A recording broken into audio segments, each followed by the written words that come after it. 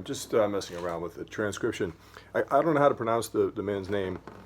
It's either Giles or Gill. I think it's a French name. Gill, Rea. I think it's R-E-A, something like that. Anyway, I'm going to link it down below. He does these excellent kind of animated transcriptions where, you know, the notes are moving. The transcription is moving gradually as the notes match what you're hearing on the soundtrack. So it's kind of like a moving transcription. And I know he has a business where you can do Patreon or PayPal or whatever and get an actual PDF transcription. But he does excellent transcriptions of many jazz guitar players, jazz guitar classic renditions. So I'm going to link that down below. But that's what I'm looking at here. Yeah, Joe Pass. It's what's the date? I think it's July of 1979. He's in Antibes, France, playing live in front of a crowd, and he's doing Django Reinhardt's Nuage. You know, and you're so used to hearing Django's version. But I just thought we'd take a quick look. You know, I really recommend going to that the YouTube channel of Gill or Gill, whatever his name is, Rea. And you can kind of stop it at various points and just see what's going on, which is what I was trying to do earlier. You know, the beginning of the melody, and then Joe is playing, I think, with his fingers, and he's also doing very legato, a lot of hammer-ons, a lot of pull-offs.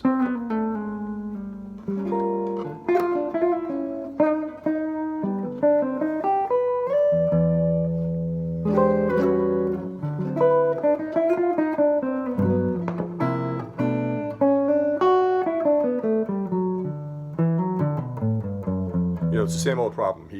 He's just shredding like crazy on this thing, and as I said, tons of legato techniques. So for me to try to even play like half the speed of what he's doing, it's not doable. But one thing we can look at is he does a line that's kind of surprising to me. I sometimes wonder how he came up with these lines. I mean, I guess it's because I tend to like just be very lazy, and if I know an arpeggio figure, I guess I just kind of have a tendency to be linear and to just go with that, But he does these jumps and these interval skips. It's just curious to me. But anyway, there's a line that he does a little bit of the ways in, not too much. By the way, the other cool thing about, if you go to that animated transcription, at right about 7 minutes or a little past 7 minutes, the soundtrack drops to 50% of the speed. So we mere mortals can kind of have somewhat of a chance just to try to follow along. But anyway, on the F sharp minor 7 flat 5, he plays the chord here, the root being on the 5th string. And I just like this line. It's kind of off the beaten path.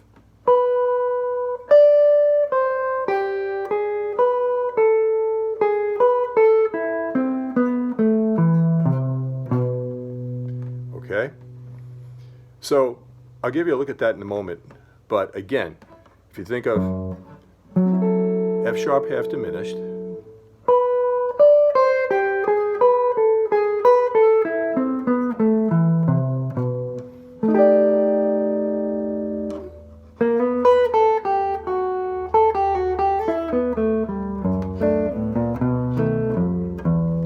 and he just keeps going. It's really great.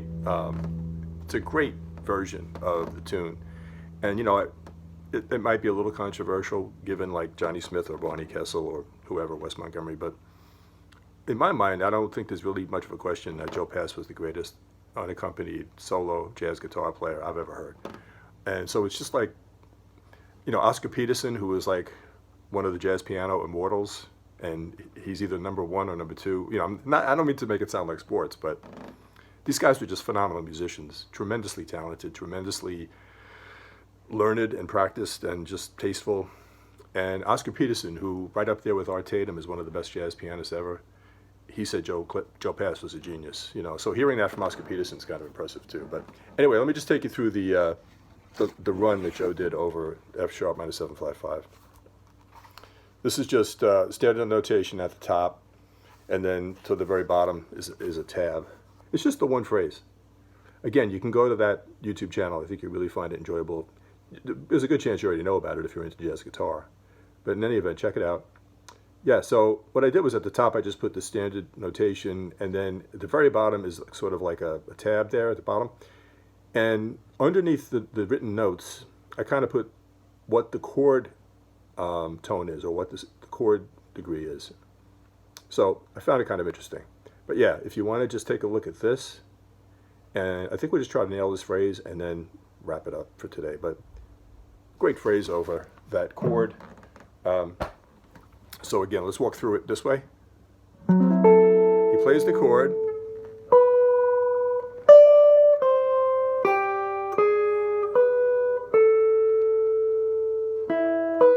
Okay, let me start that again.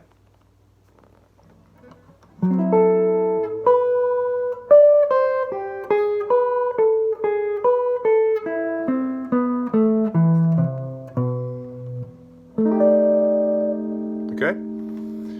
What happens is if I try to do it too slowly, I get confused. So one more time.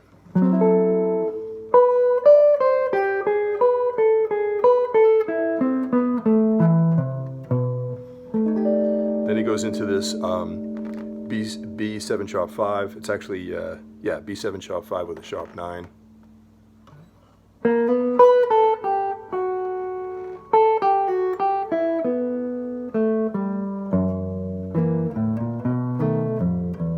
That's such a Joe Pass thing right there. He goes to B7 to the E minor. Okay, one more time. So, what's happening here is playing. This is basically the fourth of the chord. The D is kind of like the sixth. The fifth. Right here, he has the flat fifth for that F sharp minor 7 flat 5, the underlying chord.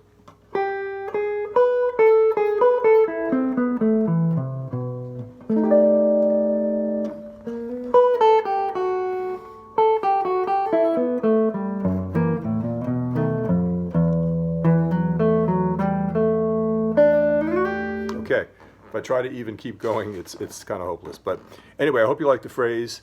By all means, check out the video I mentioned, the animated transcription.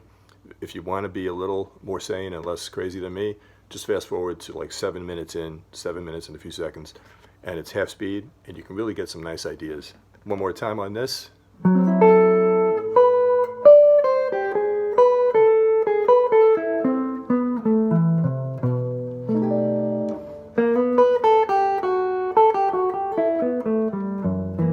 That's not even the point. The point was the one phrase over the F sharp minor 7 flat 5.